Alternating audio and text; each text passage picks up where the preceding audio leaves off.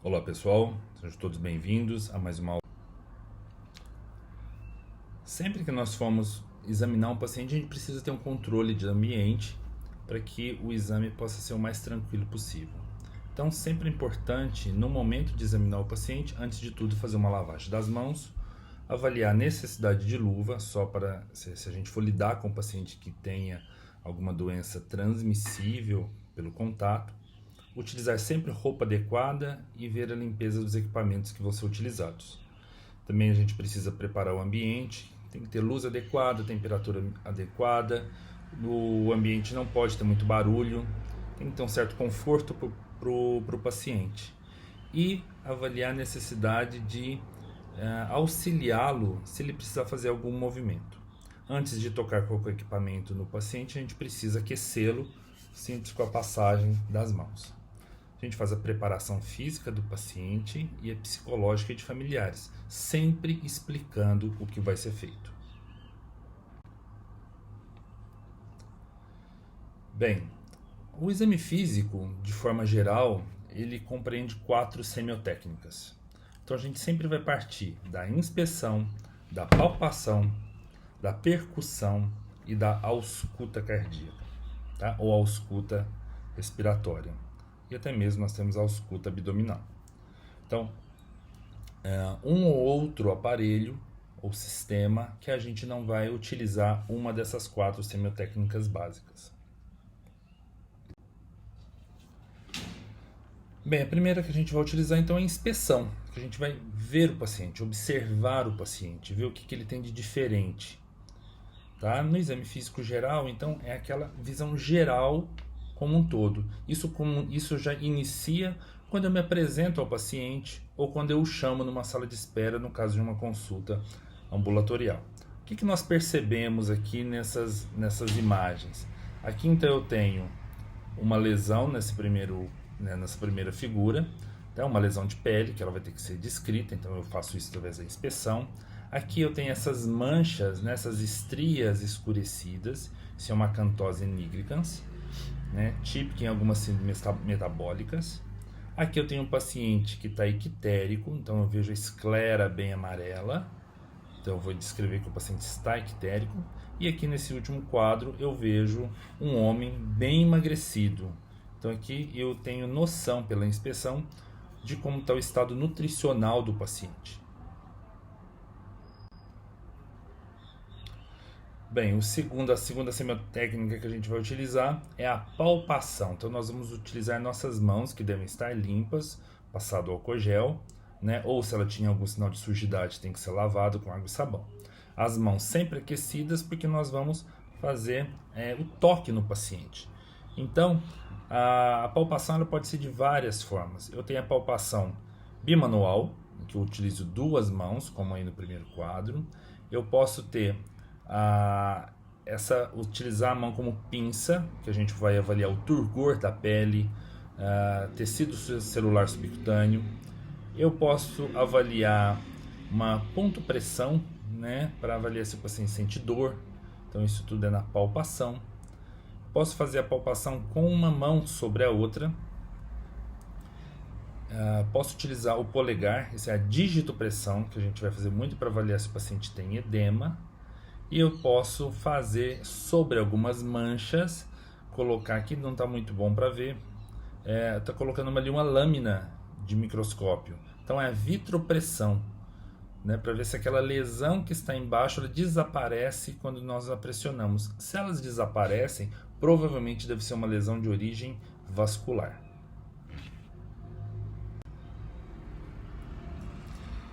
Terceira semiotécnica a ser utilizada é a percussão.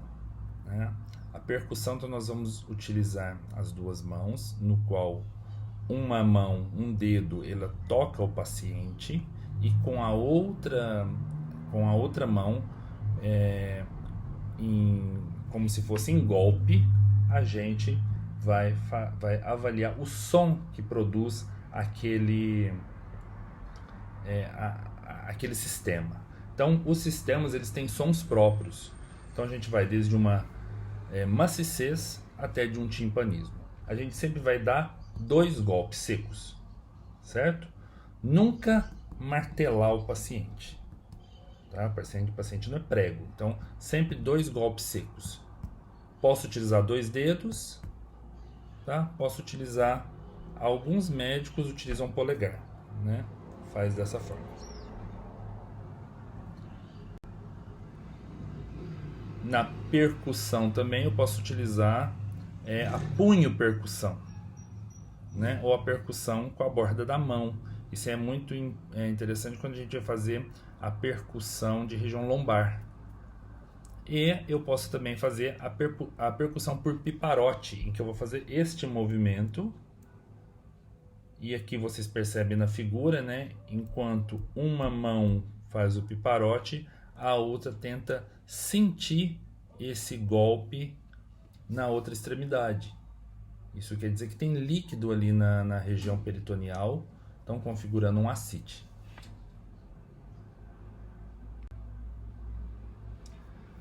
A ausculta cardíaca, né, ou ausculta pulmonar, a ausculta abdominal, ela deve ser feita utilizando aparelhos.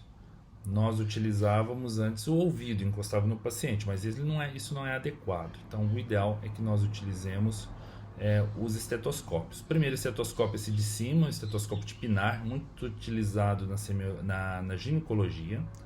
O segundo estetoscópio que surgiu é esse à direita de vocês, né? Então, o estetoscópio de Rapaport.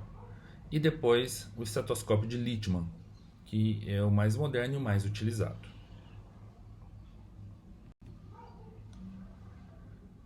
Então vamos falar sobre o exame físico geral do paciente agora. Então o que a gente vai tentar procurar e abordar no exame físico geral? Então são esses 15 itens que eu preciso ter do meu paciente: estado geral, sinais vitais, dados antropométricos, nível de consciência, estado de hidratação, estado de nutrição, a faces, atitude e decúbito preferido, avaliação de mucosas, peles e anexos, linfonodos, edema, a postura e o biotipo, marcha e movimentos anormais. Bem, nós vamos avaliar esses itens agora. Então, avaliação do estado geral, a primeira impressão que a gente tem do paciente, né? A gente observa o paciente e vê como que ele está, né?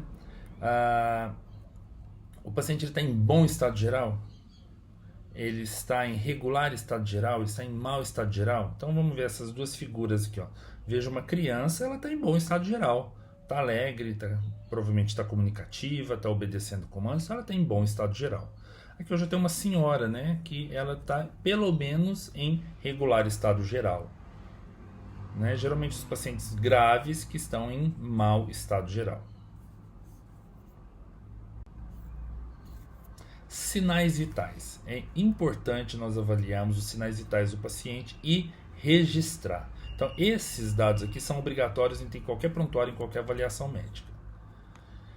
Então eu preciso avaliar o pulso, né, que vai ser a frequência cardíaca, avaliar a frequência respiratória, aferir a temperatura do paciente e aferir a pressão arterial.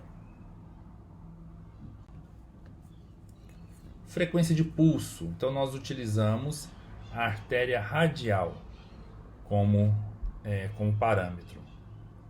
Tá? Outra que eu posso utilizar é a artéria, né, a carótida ou a artéria femoral. Então a gente vai palpar o pulso por 1 minuto. Muitas vezes a gente faz diferente, a gente palpa por 15 minutos e depois a gente multiplica por 15 segundos e depois a gente multiplica por 4, né, que aí eu vou ter a frequência em 1 minuto. Sempre avaliar a frequência, então o número de batimentos, se ele está rítmico ou arrítmico e se é um pulso amplo, se ele empurra mesmo seu dedo, ou se é aquele pulso fininho que a gente não consegue palpar.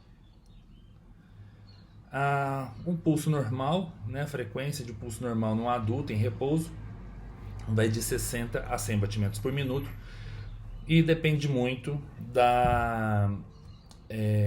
do estado em que o paciente treina, né? Acima de 100 batimentos por minuto, nós chamamos isso de taquisfigmia. Como eu estou vendo frequência de pulso, taquisfigmia. Abaixo de 60, bradisfigmia. Não é cardíaca porque eu não estou contando a frequência cardíaca. E eu vou ver, né, as sequências das pulsações. Se ele tem o mesmo tempo entre um e outro. Então, se tem o mesmo tempo, ele está rítmico. Se tem tempo diferente, ele está arrítmico. Dentro dos sinais vitais também a gente vai avaliar a frequência respiratória. E aqui a gente vai avaliar o ritmo, a frequência e a amplitude. Num adulto, a frequência respiratória vai entre 12 e 20 movimentos respiratórios por minuto. Taquipneia. Taquipneia é quando tem um aumento da frequência respiratória. Ela ocorre no esforço, na emoção, no paciente febril, nas doenças pulmonares e nas doenças cardíacas. Bradipneia, quando reduz a frequência respiratória. Então, taquipneia e bradipneia.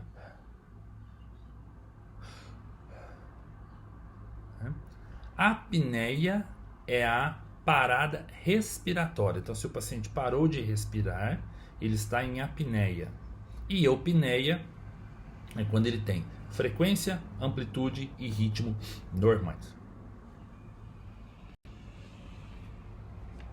Aqui eu tenho nesse slide, então, algumas frequências respiratórias clássicas. Então, veja esse movimento aqui, essa frequência de Kussmaul. O paciente tem uma inspiração, ele tem uma pausa inspiratória, né? Ele entra em apneuse e tem outra pausa. Então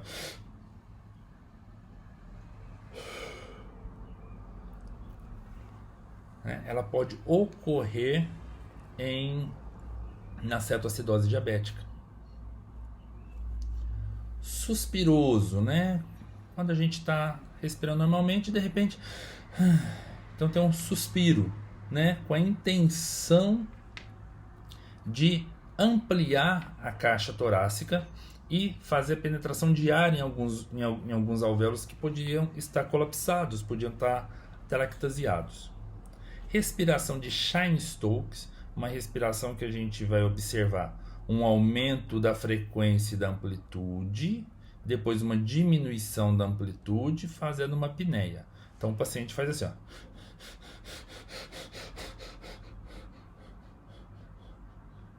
Depois ele entra em pausa. Tá? A gente pode perceber isso em pacientes com lesões do sistema nervoso central.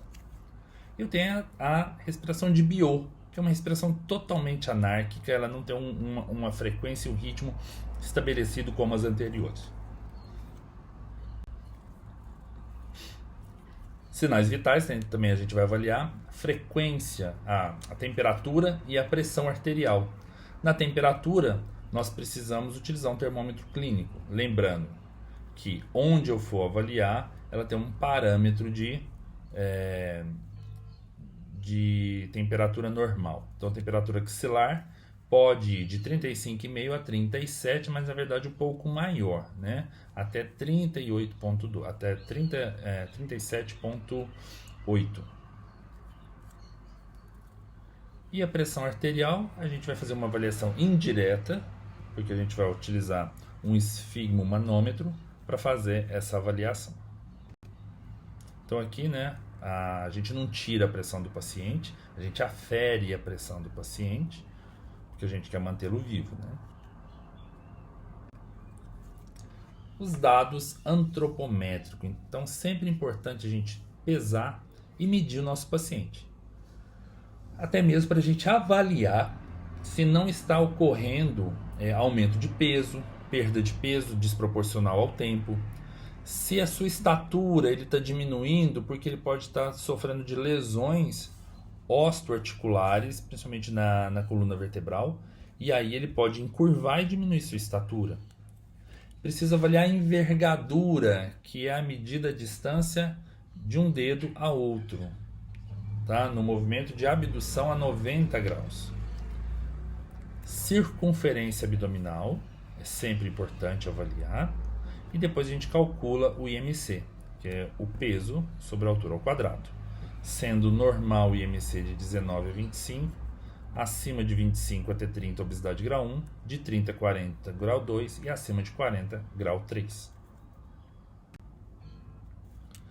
Biotipo, os biotipos os biotipos clássicos são relacionados muito ao ângulo de Charpy, que é esse ângulo aqui entre o manúbrio do externo e as últimas costelas. Então, quanto mais agudo esse ângulo, a gente vai classificar o paciente como longilíneo. Geralmente, eles são altos e mais magros. Normolíneo, né, que tem um ângulo que chega quase a 90 graus. E aí é uma proporção entre peso e altura. E tem o brevilíneo, que quando esse ângulo está acima de 90 graus, geralmente nós temos os indivíduos mais baixos e com maior peso. E a gente percebe também a relação do pescoço, né? Ele é um pescoço um pouco menor. Esse é um paciente complicado quando a gente precisa fazer um acesso de artéria subclávia, de veia ou de veia subclávia. Nível de consciência. Então, vou avaliar quanto o meu paciente está consciente. Se eu chamo para consulta, ele vem, pronto, ele está com alto nível de consciência. Né? Então, a gente vai precisar avaliar a perceptividade, as suas respostas simples, a reatividade, como que ele reage a estímulos, deglutição e reflexos. Claro, se ele está ali na sua frente, conversando, dando informações, isso aqui já está praticamente feito. E eu posso classificar o paciente num quadro de alerta, sonolência, mas a sonolência ele desperta facilmente. Torpor, eu não consigo acordar tão facilmente meu paciente.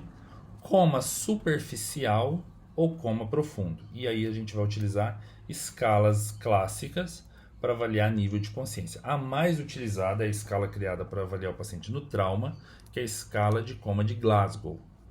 Ela vai de 3 pontos a 15 pontos, sendo que com 15 pontos o paciente está com nível de consciência altamente preservado e com 3 pontos o paciente está em coma. Estado de hidratação e nutrição. Então, algumas coisas vão nos chamar a atenção. Um é os olhos, né? Os olhos deixam de ser brilhantes, parece que ele está opaco.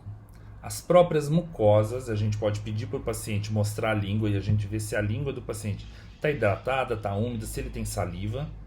A gente avalia o turgor da pele, eu pinço a pele e solta, né? Eu sei que está todo mundo fazendo isso aí agora.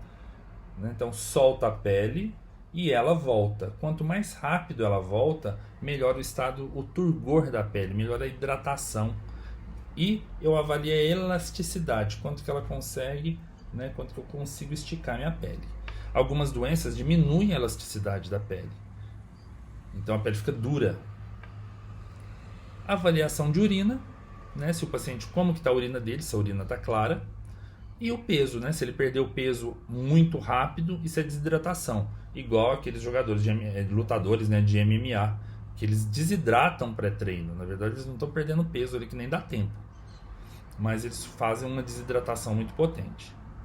Na desidratação, o paciente vai ter sede, queda de peso, pele sem elasticidade de turgor. Então, você solta a pele, ela demora a voltar. As mucosas estão secas, os olhos, aquela impressão de olhos fundos. Né? Ele está com uma diminuição do débito urinário, então ele tem uma oligúria. Pode, em crianças e idosos, ter diminuição do estado geral, abatimento e alterações psíquicas. Então aqui a gente percebe, um paciente, esse aqui primeiro, né, bem emagrecido, não dá para a gente falar em estado de hidratação, porque a gente não está próximo, mas pelo menos o estado nutricional, ele tá bem consumido. Olha, eu percebo as costelas, né, percebo bem essa região aqui de escápula, então, e a gente percebe bem os músculos de região cervical. Então o paciente ele tá bem emagrecido. Aqui eu posso falar até que ele está com estado nutricional comprometido, né? Aqui um jovem com bom estado nutricional, bom estado de hidratação, e aqui a aferição, né, na medida da circunferência, mostrando um aumento do volume abdominal. Isso aumenta e acarreta em doenças cardiovasculares. Faces do paciente. Então, a facies e não a face, tá? Facies são as expressões que caracterizam certas doenças. Então, nós temos desde as faces normais, né? Quando aquele paciente, você olha para ele, você não consegue enxergar nenhuma doença. Mas nós temos, por exemplo, essa daqui de baixo, muito emagrecida, né? Os olhos bem fundo, perda, diminuição da gordura de Bichat, né? Afundamento de bochecha. Então nós chamamos de faces hipocrática. Aqui nós temos o nosso ex-papa João Paulo II com uma face senil, né? E ele tinha também Parkinson. Então é bem interessante. No Parkinson, a gente quase não vê os pacientes tendo rugas. Então é uma face parkinsoniana, ela é bem clássica. E aqui eu vejo, olha, esse paciente com os olhos bem abertos, né? Mas ele tá até emagrecido. Isso aqui é uma face de hipertiroidismo.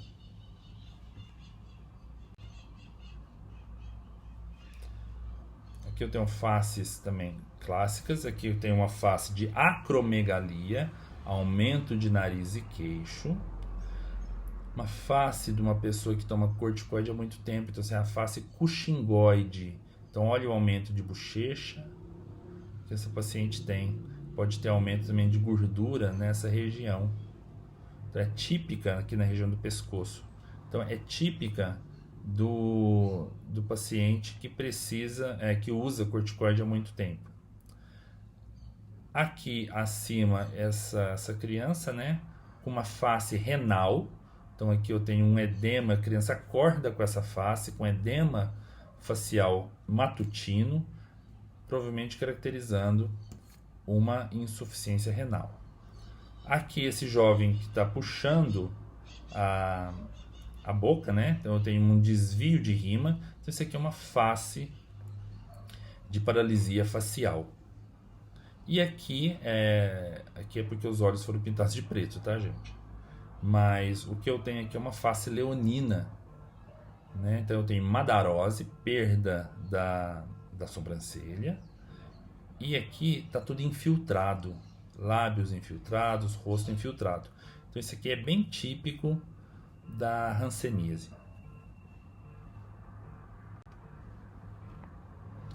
Atitude, decúbito e postura do nosso paciente. Então como que a gente vai encontrar o nosso paciente? Então é a posição que ele adota no leito ou fora dele, a fim de que ele se encontre o mais cômodo possível, ou que seja já por hábito, né? Ele pode estar habituado a ficar naquela posição, ou até mesmo por alívio. Então a gente tem uma atitude ortopneica, uma atitude gênito-peitoral ou empréssimo metâneo. Eu vou mostrar uma figura para vocês. Paciente que fica de cócoras. Eu tinha um paciente que ele chegava no consultório e não sentava em cadeira, ele ficava de cócoras, mas porque ele tinha essa mania, né? Atitude parkinsoniana, aquele o paciente, né, que tem Parkinson, anda pouco, passos curtos, conta moeda. Um paciente com atitude decúbito lateral ou em obstótomo. Então eu tenho aqui, né, um paciente que tem uma atitude em posição ortopneica, provavelmente um paciente com um enfisematoso. Essa aqui é o paciente em pré-simalmetana, e a gente percebe que o paciente fica nessa posição porque tem um alívio de dor no peito de quem tem pericardite. Aqui eu tenho uma posição, o paciente está apresentando um obstótono, é um paciente com tétano, que ele vai ter esses abalos musculares. Isso aqui é involuntário, então ele faz esse abalo. E nas crianças elas podem ficar deitadas somente apoiadas quando eles estão em obstótono, pelo calcâneo e pela cabeça. E aqui o paciente, né, parkinsoniano, ele é rígido, ele anda contando moeda, ele tem passos curtos. Mucosas, peles e anexos. Então, o que a gente vê nas mucosas? A gente precisa ver como que está o status de coloração dela. Então, se é uma mucosa pálida, se é uma mucosa mais vermelha, pode ser uma inflamação. Se a mucosa, né, e a pele, ela está azulada, podendo ser uma cianose, que a gente vai diferenciar de cianose central ou cianose periférica. Periférica se for só em uma região dos membros. Central se o paciente estiver todo cianótico. Então, geralmente, a periférica por alguma alteração arteriovenosa. Se ela for central, então é de alteração respiratória, pulmonar. Então, o paciente não está conseguindo uma oxigenação adequada, ele vai cair a sua taxa de hemoglobina, com oxigênio, né, de oxihemoglobina, e aí ele vai ficar cianótico. Também vou avaliar se o paciente está ictérico. E avalio, né, dentro de mucosas, peles e anéis, como que está a hidratação. Se tem integridade, como tem integridade, a espessura, elasticidade, motilidade e o turgor. Então aqui eu tenho um paciente ictérico, aqui nessa primeira figura, né, tá bem amarelo, os olhos também amarelos. Então aqui eu tenho um paciente com uma icterícia, isso aqui está quase rubínica, né, está meio laranja aqui. Aqui eu tenho as escleras, é uma hiperemia de esclera, olha como ela está vermelha. Então, vermelhidão em medicina, hiperemia.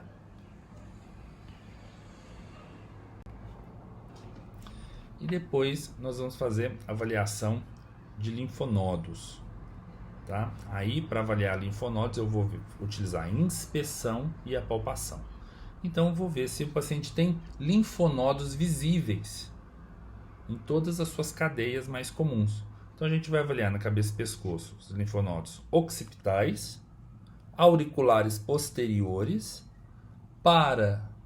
parotidianos, submandibulares, submentoniano, os cervicais e os supraclaviculares. Então vou observar para ver se eu percebo algum aumento de algum linfonodo e depois eu vou palpar. Os linfonodos axilares, eles podem ser eles podem ter aumentado nos axilares na região infraclavicular, laterais, posteriores e centrais. Isso aqui a gente vai ver bem na aula prática. E também avaliar os linfonodos inguinais. E aqui a gente vai precisar palpar. Presença de edema. Então a gente vai ver se o paciente está edemaciado. Então a gente vê a localização, se é um edema generalizado ou localizado só em algum membro, alguma região do corpo. Qual a intensidade desse edema? Então aí a gente vai apertar, né, com o polegar e ver qual vai ser o tamanho dessa fóvea que vai formar. A consistência, se é um edema mole ou um edema duro, se ele é deprimível, né, ou não, ele é um edema que está muito duro, a pele muito esticada. Avaliar se naquela região que tem edema, se tem aumento da temperatura. Então pode ser um edema inflamatório, se tiver temperatura aumentada. Avaliar se ali o edema ele tem alteração de sensibilidade e outras alterações, né, coloração, palidez, cianose, vermelhidão e a própria textura da pele. Isso aqui é interessante, quando o edema é bem importante, a pele fica lisa, né? Depois o paciente vai enrugando, né? Como se ele fosse murchando mesmo. Então a gente tem aqui, olha esse edema nesse quadro, tenho aqui a gente faz a digitopressão, né, com o polegar, forma essa fóvea, e olha como ele está profundo. Então um edema bem importante, que falaria um edema de 3 cruzes em 4. Aqui eu tenho relacionado a uma hiperemia, provavelmente isso aqui é uma erisipela causando esse edema em membro inferior. E aqui eu tenho uma criança, olha com edema palpebral que ela tem, importante. Isso aqui é uma paciente com síndrome nefrítica. A marcha, sempre observar como que o paciente anda, se ele tem algum desvio do andar, ou se ele precisa fazer alguma atitude para poder deambular.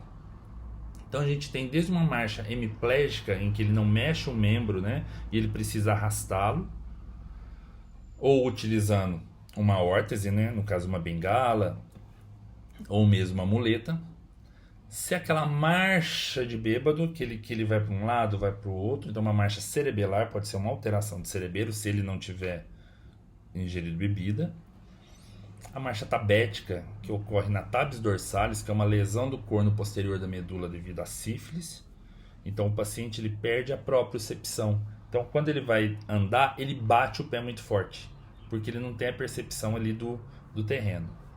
Uma marcha vestibular, né, que o paciente ele pende para um lado, né, se o vestíbulo daquele ouvido dele ele está alterado, ele pende para aquele lado. Uma marcha claudicante é o que a gente fala, né, o que claudica, é o que manca. E a ceifante é aquele que arrasta a perna em um movimento como se fosse de foice. E depois eu vou avaliar se o paciente, né, ali no meu exame físico geral, na minha percepção, ele tem algum movimento anormal. Então percebo se ele tem tremores, que atitude que ele faz, como que é, se ele treme dedos, se ele treme mão, se ele treme, ele tem movimentos, né, das articulações maiores. E isso aí a gente vai ter então as coreias. As coreias são movimentos estereotipados, enquanto a atetose são movimentos mais lentos. Então são todos distúrbios de movimento. Embalismo é quando eu tenho grandes movimentos. Mioclonias, aquelas contraçõezinhas que a gente vê no paciente, né, parecendo um choquinho. Asterix ou flapping, eu vou mostrar na aula prática para vocês. A gente avalia, puxa, né, a mão do paciente e a hora que ele solta, ele bate. Então eu puxo, solto, depois ele bate. Então se chama flapping. Isso ocorre muito nos pacientes com insuficiência hepática. Presença de tique, né? Algumas pessoas têm tique, ou mesmo movimentos convulsivos, né? Que são movimentos musculares súbitos que podem ser generalizados ou não. Bem, pessoal, essa é a nossa aula de exame físico geral. Depois, lá no mural, vocês deixam suas dúvidas que a gente responde para vocês. Tá? Grande abraço.